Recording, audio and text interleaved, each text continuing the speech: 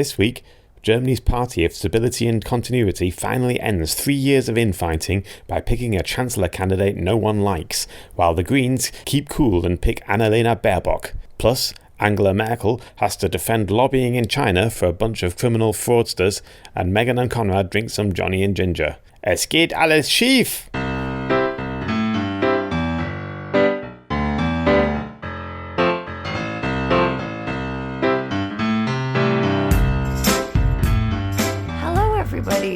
It's time for another episode of Megan's Megacan. My name is Megan. I'm here with ex-Berliner magazine and Konrad Werner. Good evening, Konrad. Hello.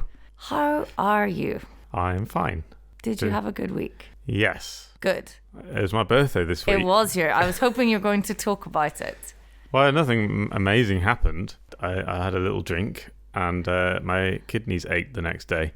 That goes to show what happens when you keep having birthdays. Yes. Maybe the two were unrelated. I don't know. You keep drawing parallels. Maybe you just had aching kidneys. But that might also be due to too many birthdays. Well, I'm just meant, you keep getting older and then things start aching, don't they? In this case, it was my kidneys. That's what happens. But, so, unfortunately. It's fine, though. Will we just solve the problem with more alcohol? Yes, please. Good. Because it's your birthday, I brought you a Johnnie and Ginger because I know that you like them. And I'm also having a Johnnie and Ginger in honor of you. And I remembered to clean them this time. They were a little bit like sandy or something coming out of your Späti. Really? Yeah, though, my God, I love your Späti. It's a brilliant Späti. Cheers. What do you like about my Späti? It's got everything. It's even got oat milk. They're super friendly. They're unusually friendly, aren't they, for They're Späti? really friendly. They always say, have a nice weekend. To be fair, though, I am just some woman who gets off the bus literally every Friday at the same time, more or less. I get off the bus just outside that Späti, walk in, buy 2 Megacans, and then they don't see me for another week until I do exactly the same thing again. So they must think that you come all the way there on the bus just to get your Megacans. Just to get my Megas. They do also have a really good Mega selection, and they're not super expensive. Though they've got a weird pricing scale where things that are not Jack Daniels are like a full euro cheaper or something. But these delicious Johnnie and Gingers with top quality Johnny Walker whiskey, red label, delicious. Oh, it's great, yeah. It's like $3.50, which is great. Paid frickin' €5 for a Mega the other day. Jesus. You'd think that we'd get some kind of discount by now from somewhere. Please, just give us the goddamn Megacan sponsorship. That's the only reason we do this. It's ridiculous. Maybe we need to just start talking more about the Megas, less about the news, because as I just said to you, I have lots of appetite for booze tonight, but very little appetite for the news. Well, I suppose we should do the public service part of our podcast first. What bullshit nonsense can we do, can't we do? What's going on in the world of coronavirus? So thanks to the new nationwide lockdown centralized power that has come into force this week, and the for an emergency break, it has taken a terrifyingly long period of time to deploy. So apparently there are going to be slightly stricter rules from this weekend, including you can't leave your house after 10 p.m. unless you're going for a jog, weirdly. Right, but presumably we can all still go and roll around in schools. and offices. Can we do that? We're still doing that, and then getting on the trains to and from. And breathing on each other. Yeah.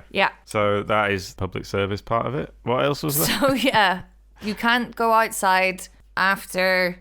Berlin has already kind of had this in place anyway, but really now they are saying no going out of your house between 10 and 5. Right. You can go walking or jogging until midnight, but only alone.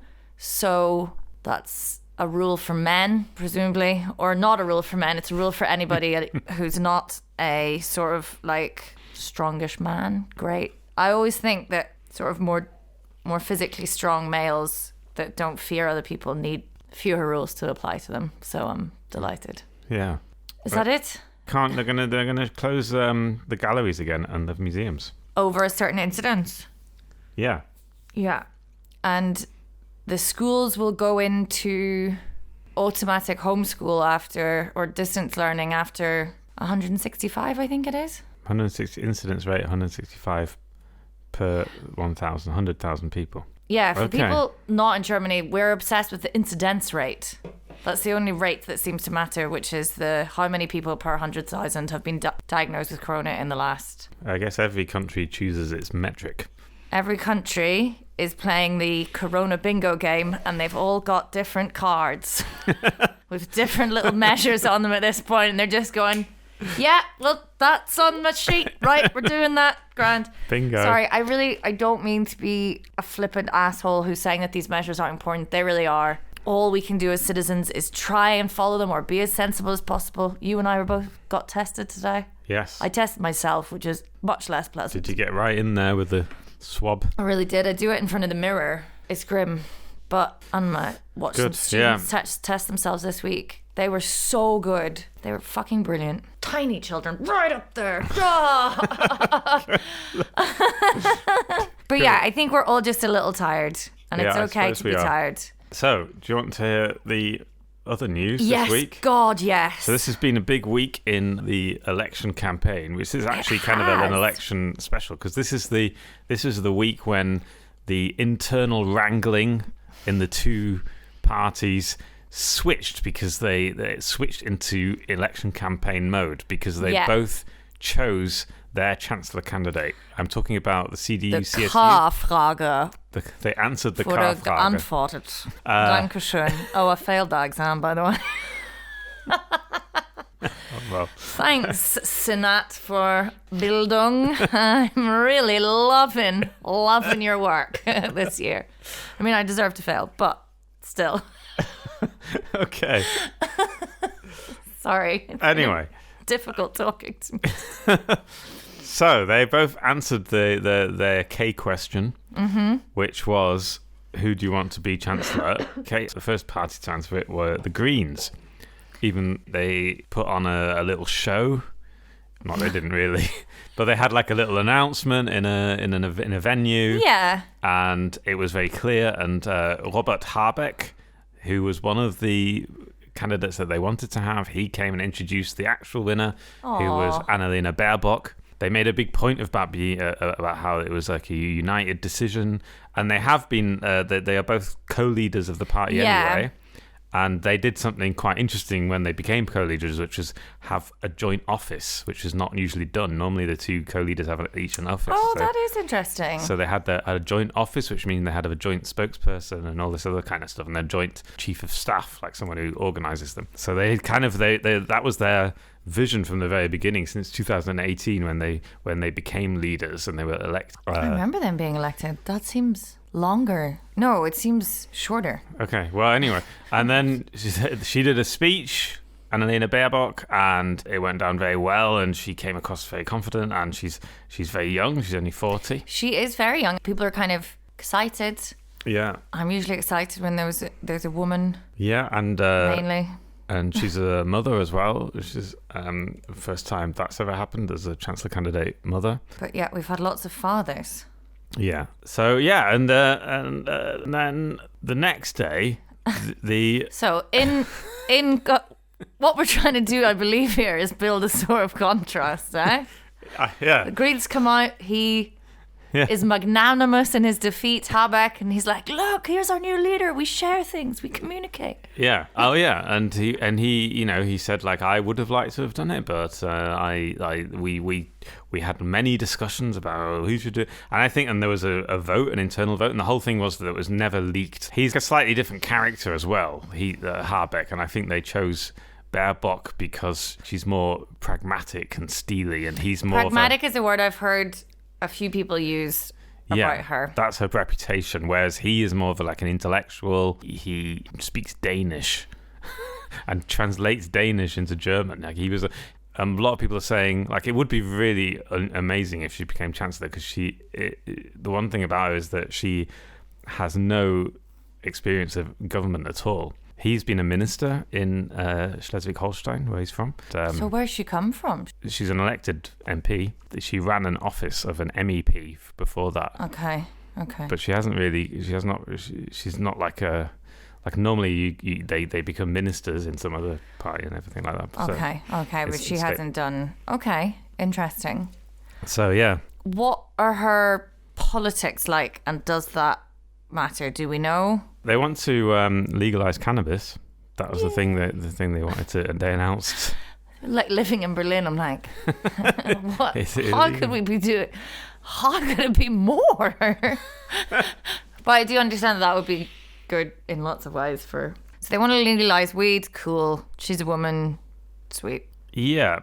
I mean, the thing about the Greens is they really want to be the next big tent party. I talked a bit about this last week. They want to be, and when she made her speech, she was really like, I'm making an offer to the whole of Germany, and she kept emphasizing the whole of society should feel included in the green agenda and everything like that. So she's so they I'm not sure if that can be possible, to be honest. And this is, I guess, maybe my concern with the Green Party in general is just like they're not really like, we really need a pretty radical. Yeah, they're not gonna come across as radical. Even if they want to do radical things, the last thing they're gonna want to do is come across as radical. Okay. And I think that is another reason why they chose Baerbock, because she is someone who can really stay on message. Whereas Robert Habeck might have been someone who would have started to sort of chat. Going off in Danish would be lovely, but maybe not quite. He'd waffle on. She'd say like, this is what we want to do, and then... Okay. Anyway, so, yeah, well, people I say get her in, give her a chance, because they are the biggest threat to this CDU. Would you... Although, what will probably happen... I think the CDU are the biggest threat to the CDU at the moment. They're just like, wow. So what will probably happen is that the CDU will win despite everything, despite all the polls and everything, and despite the fact that the very next day the CDU picked Armin Laschet. After all that, they picked him anyway, even though like a week ago they were going to pick him, and then they didn't pick him and then Markus Söder was like, I really, really want to do this. I'm like, this is my time. This is my moment. Freistaat Bayern. Yeah. He's still really way ahead in the polls, and the Bild-Zeitung love him. Like he's like a candidate, you know. And yeah, but as I said, we shouldn't make any major decisions with our pandemic brains. Like you sent me a picture of the young Markus Söder the other day, and I idly fantasized about him for about 10 seconds, and I really, so no. And you wouldn't have done that if it hadn't been for the pandemic, probably. Mm-hmm. You probably wouldn't have fantasized him. I really fucking hope not. It was just pandemic. We can come back to this. You can send me that picture in 18 months, and I'll be like, and then that'll be it. You can intervention me. So I was kind of pleased that it was Laschet, because I was sort of thinking, I really don't want the CDU to be the biggest, sort of most dominant party anymore. I want them to really lose the election. I do. They're so out of touch. They are so not what we need. They're this antiquated, as you always say, like the political wing of Volkswagen. We don't need them. Yeah. They're going to just drive Germany and the rest of Europe into this. Yeah. Anyway, however, no, I can't think of what I was going to say. I'm so sorry. I've now had like a little bit of Megacan, which is utterly delicious, and I can't remember anything. Shall I carry on talking? Do you want to? Yeah, you go. Okay, good. I think I had a good point though, or I think I had a question. Weirdly, I wanted to ask you something. Oh right, but it's gone. So yeah, they had an all-night meeting. It was quite dramatic on Monday night after the Baerbock thing. The CDU were meeting up, and you remember I said last week it depends on who they let pick. Yeah, and I was like, we haven't even decided who's doing the picking. We have to pick the pickers before they pick the person. So that's why they were talking all night, and this is all the leadership of the CDU. They literally did have to do a vote on who was allowed to vote. And Wolfgang Schäuble, it was the tribal elder of the CDU. He's the former finance minister and now the president of the Bundestag. You've mentioned him before, and I always like, he's got a role. He's not the president of Germany, president of the Bundestag, but only immediately after you say it do I remember that I knew that. And he's like a really, really senior person in the CDU now, because he's been there for so long, and he used to be, Helmut Kohl era. And he was getting really pissed off. It was really funny reading Twitter, because he's just shouted into the room Es geht alles schief. Which I really love. It's all going wrong. Yeah. It's all gone Pete Tong. Tempers were frayed.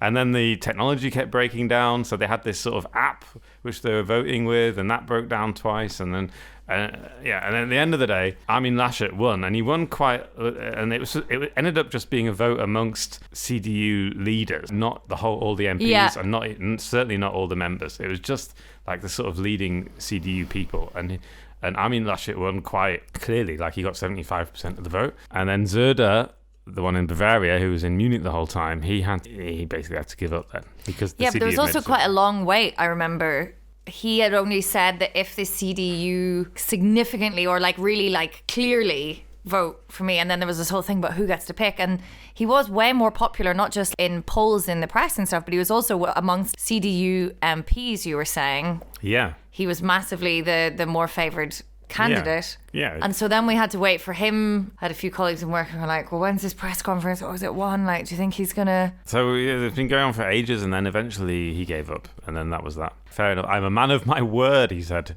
Söder. He said, I am a man of my word. I said if the CDU don't support me... Has he not been saying quite often last year, no, I don't want to run for chancellor? Well, also, he said this a week ago. He said the exact same thing a week ago. He said, if the CDU don't want me, then I will accept the decision. And then the whole of the CDU leadership said we don't want him. And then he said, actually, I didn't mean it. I meant talk to the CDU MPs.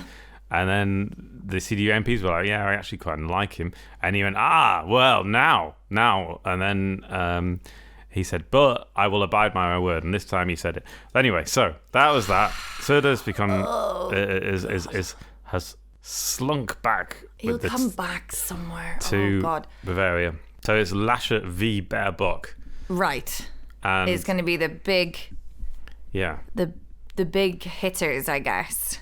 Yeah. I mean, in this election. I just kind of feel that the CDU will probably win because it's Germany. Because they stand for, in the psyche of Deutschland, stability, things just working, despite the fact that, to my mind, and I understand that it's taken this long in the pandemic for me to completely lose all faith in our governing powers, or not even like the governing powers, but just like how the system fails to function, really. Yeah. In Germany, because of how it's set up, and then because of whatever, but also because of the CDU. Like, look at this. They can't even pick a leader over something like 3 years. Yeah.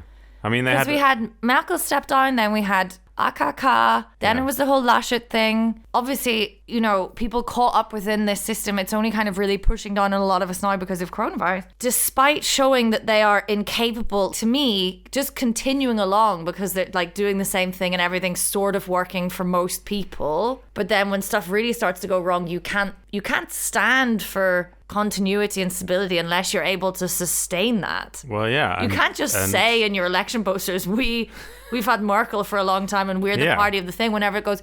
Exactly. And also this whole vaccine disaster, debacle, fiasco. I just am laughing. Like, I cannot. Has shown that things like they even having a competent government and the CDU is supposed to be competent does not mean they're actually competent. They're not. But it's going to be interesting to see whether this sort of brand and that kind of thing about human nature, where we really cling on to our sort of tribal understanding of things, even long past the point where it's illogical now to say the CDU are the party of stability. Yeah. Because they're not very stable. They're just not. They're absolutely not stable, and they've been like embroiled in corruption scandals and everything. I'm so glad you brought that up. Oh! So we've not. I didn't even do that on purpose. Because I want to get onto this because it's really interesting. Okay, go, because I know nothing about this. Is it going to horrify me? A bit. Right, Wirecard, right? So do you remember that there was, I think, the thing called a Wirecard scandal about a year ago, last June? As in, I remember that and no more. Like, I don't know if you're about to talk to me about an app or a credit card or wire. Just wire. It's either a wire or a card. No. Or neither. I can't. So, Actually, you should read. A lot of what I'm about to tell you comes from the Financial Times, which is all the really good journalists. I should credit them because they've done really good journalism on this. Thank in God English. someone needs it too. I'm exhausted. I'm drunk.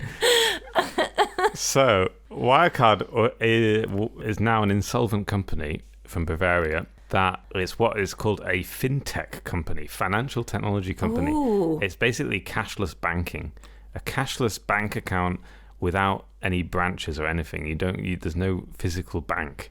It's all done online. There's a lot of these. Like N26 is another one. I just joined N26. Yeah, it's one of those. It was one of those, Wirecard, and it was supposed to be cutting edge. It was a DAX listed company. That's a good thing. That's like if you're one of the top companies in Germany, you're listed on the DAX.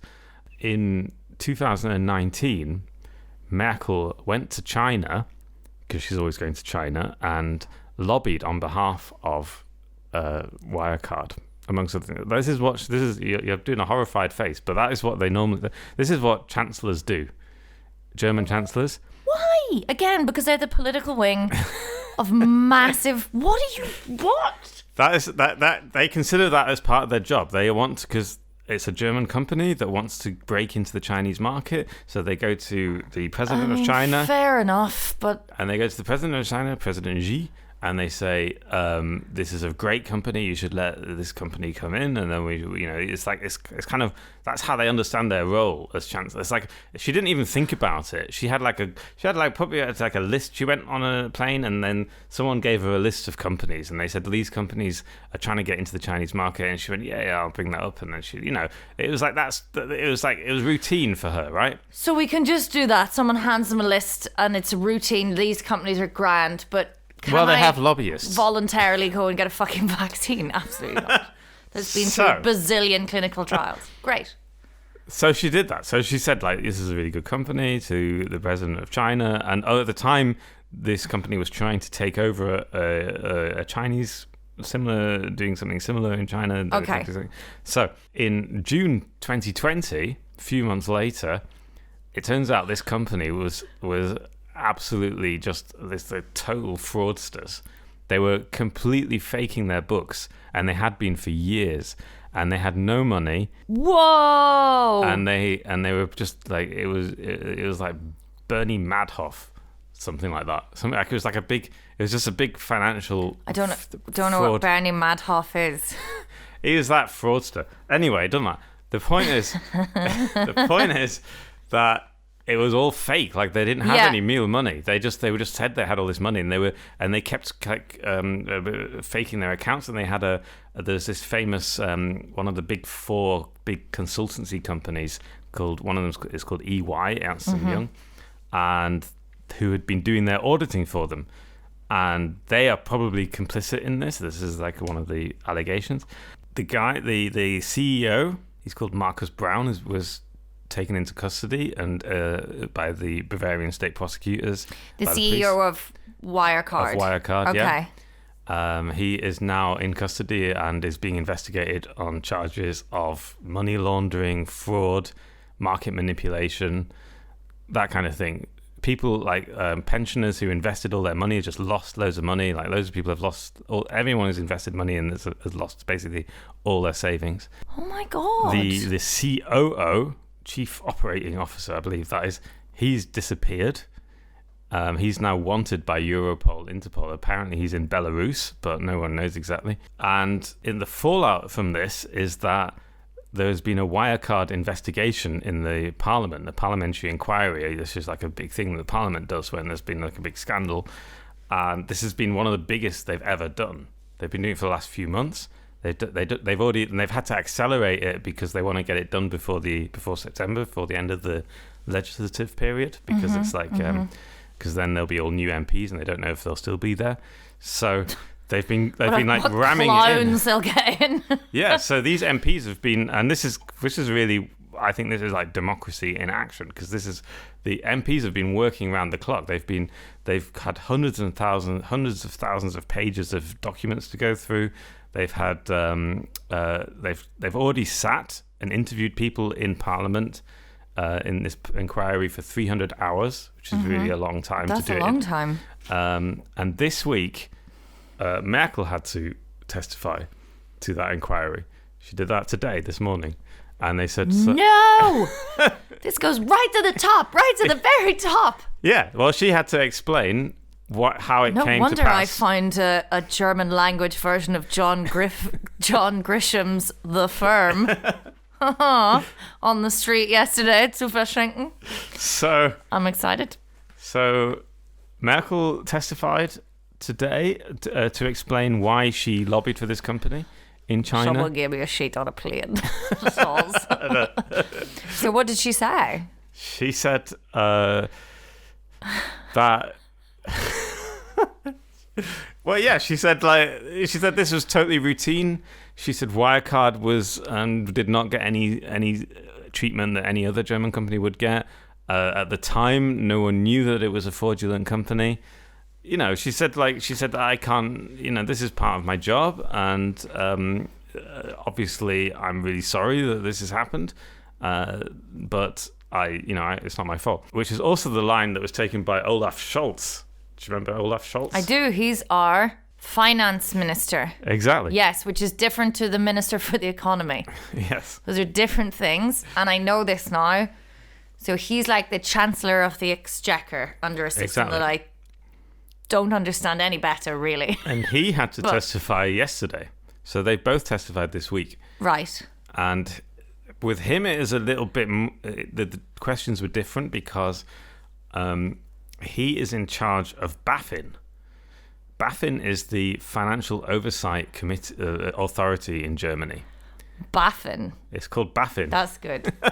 And because he's that comes under the finance ministry, so he's in charge of it. And the BaFins, they played a very big role in basically failing to do any proper investigation into Wirecard before it all happened, before it all broke out.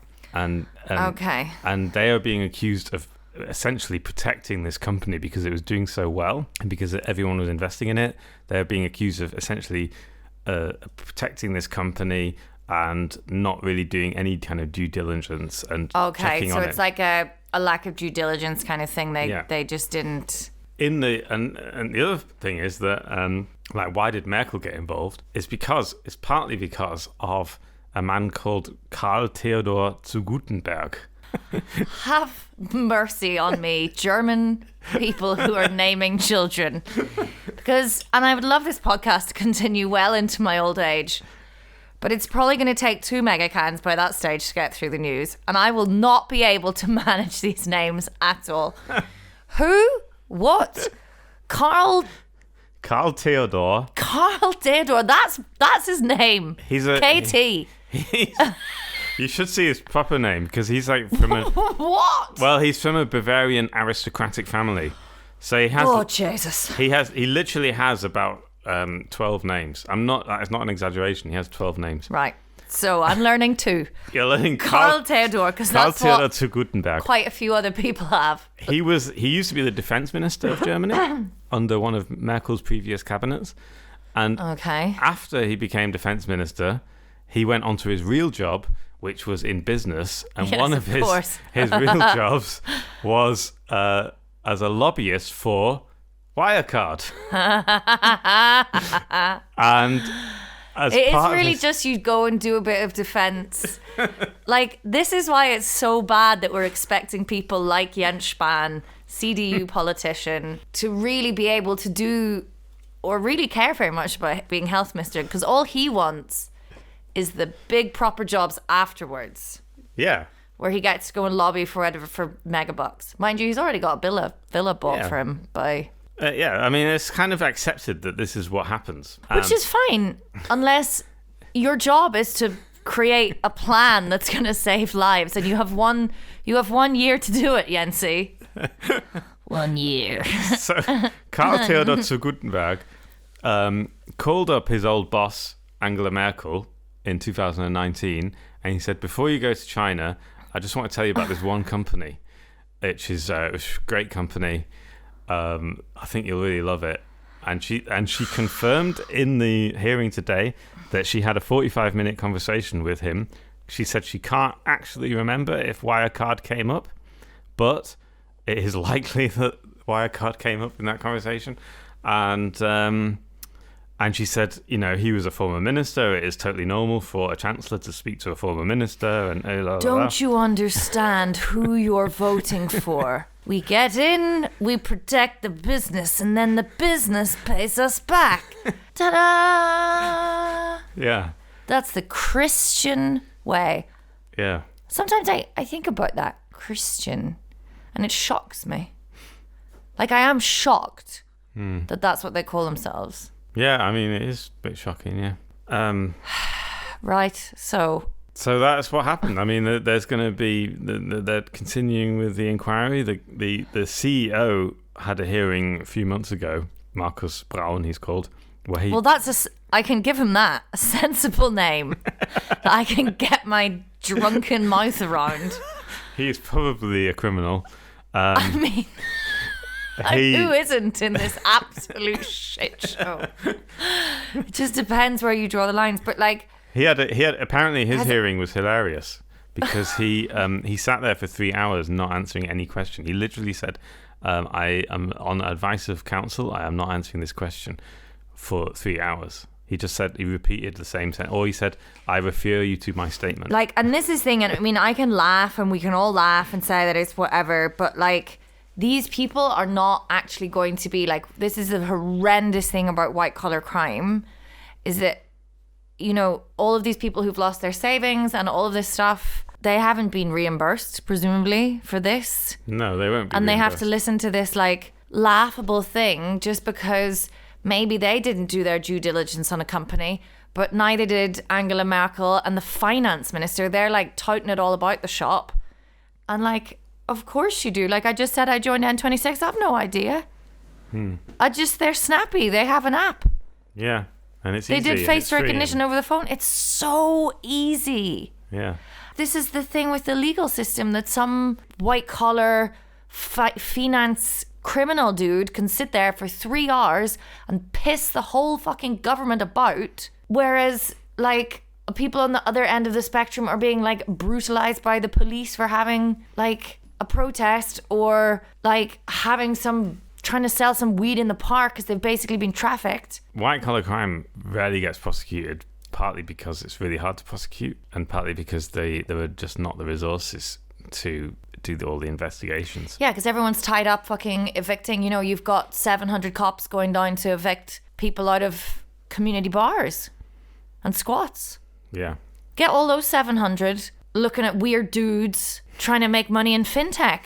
I didn't even know what fintech meant until today, and I tell you, judging by the dating apps in Berlin, this place is crawling with fintech dudes. And also, judging by the dating apps in Berlin, there's an awful lot of not very good, not very ethical dudes. So those Venn diagrams are bound to overlap. Get people into investigating that middle of that Venn diagram and get them away from fucking antagonizing protesters and like stopping people from buying a bit of weed in a park in the middle of a pandemic where we all have to stay at home anyway. We might as well be fucking stoned. Like, I know it sounds ridiculous, and I know I'm always ranting like this, but like, and it's not that simple. It's only not that simple because of the shitball system that we've made, and we need to dismantle it. And also get off the dating apps. Can I read you Carl Theodor's full name? I just want for your reaction. Me. Go on then. I'm on his Wikipedia page. Week. All right, ready. It is. Bring it on, Katie. Let's have it. Carl Theodor, Maria Nikolaus Johann. Maria. Well, that's a very Catholic thing, isn't it? I only got 3 in. Karl Theodor, Maria Nikolaus Johann Jakob Philipp Franz Josef Sylvester Bull Freiherr von und zu Gutenberg. He's a former CSU. I think that just reminded me of once when I like went through like weird sort of religious phases as a child. And I was like, I'm going to memorize all the books of the Bible. And I think I knew them at one point, like pretty much, or definitely the New Testament. That just sounds like you've read the contents page of the New Testament to me. And also because he's obviously mad Catholic, probably the Apocrypha as well. Sylvester comes from. Or what was the other thing? Like Freiman? What? Buhl, Freiherr von und zu Gutenberg. Buhl. I don't know. Spell that. B-U-H-L. B-E-U-H-L. B-U-H-L. Just B-U-H-L. Oh, Buhl. Buhl. I thought you were saying an E in there. No. Buhl, Freiherr von und zu Gutenberg. Von und zu. Yeah. To and from.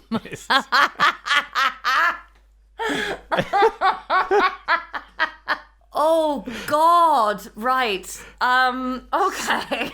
So he is a former German defense minister, now a lobbyist. Do you want to know why he's no longer defense minister? Because he was caught up in his PhD dissertation was basically plagiarized. Oh, that was that lad. Well, there's one of them. There's a few of them. But that was that one. Yeah. Okay. But again, he's now, and this lad will face fuck all consequences. No. I mean, this is not okay. So please, can just nobody vote for the CDU? Like, this is, no, seriously, the Tories, the CDU, I don't know what it's going to take. Do you know what it's going to take? They need to try and make a super Bundesliga just funded for zu und von the CDU. And then people will kick the fuck off. So, if you are listening and are like a desperate CDU politician just waiting to get out, I have a proposition. You can make a super league and then everyone will hate you and turn against capitalism, because that's apparently what it takes. Yeah. On that note... No, wait. We wanted to have one tiny shred of positive thing. Oh yeah, what is good that's happened? So one thing, it's not actually happened, but it might happen, and even then, it's still just a big might happen. We're aiming for the might happen. Right. So as we know, you can see the yellow and purple placards everywhere. They've been flyering like motherfuckers. So you should get out and support them. The Deutsche Wohnen enteignen movement, which we've spoken about, which is basically collecting signatures. At the moment, they have until the end of June to collect signatures and if they get 175,000, then we have to have a referendum. Thank you. On whether we should basically take back the apartments from the state if people have over 3,000 apartments or something. Expropriate the big landlords. That means landlords that own more than 3,000 or a certain number of thousand apartments. And we shove it to the man dance, but yeah. Expropriate, and then they would come under not state control, but a kind of weird people's control. What? Yeah, it's people's control sounds sexy. It sounds like when the wall came down and everyone moved to Prenzlauer Berg and lived like kings. It wouldn't just be... I don't think the point that's is not true history, by the way. It's been a while since I read the website, but I believe the point is not to give the government control over over where to sell these apartments to, but an independent council where the people have a direct representation on. Something like that. Well, thank God you've read it. I've just signed it. But obviously, you can still sign it. I told them that I wasn't eligible to vote. And they were like, just sign it anyway. And because then they can collect those signatures and it'll still, they can't count those signatures, but it'll show big support. Yeah. So so the good news is that they're already at 100,000 or something. Yeah. And they already have until the end of June. So particularly if you're eligible to vote, go and do that. Yeah. I mean, it looks pretty likely. Unless you really are on the landlord side, in which case, stop listening to this because it must be torture. And you obviously need to go to therapy. I mean, everyone should go to therapy. It's a good idea. But yeah, so that's a little bit of positive news. Look after your mental health. Yeah. And thank you. Yeah, thanks everyone for listening. Stay healthy. Yeah. Keep Schnelltesten. That's all we've got. Just Schnelltest, Schnelltest, Schnelltest. Thank you. Bye. Bye.